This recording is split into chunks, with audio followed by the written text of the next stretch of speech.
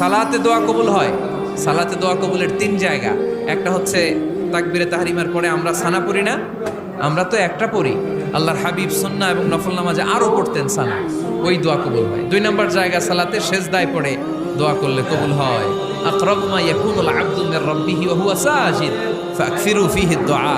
বান্দা যখন সেজদায় লুটিয়ে পড়ে, বান্দা আল্লাহর সবচেয়ে কাছে চলে যায়। তা কিন্তু বিশ্বনবী বলে সেজদাটা তোমার রবের কুদরতি পায়ের উপরে পড়েছে। সেজদায় পড়ে দোয়া করেন। সালাম ফিরানোর আগে বিশ্বনবী দোয়া করতেন, লা ইউসাল্লিমান্না আহাদুকুম হাত্তা ইয়াতাআওয়াযা মিন আরবা'a।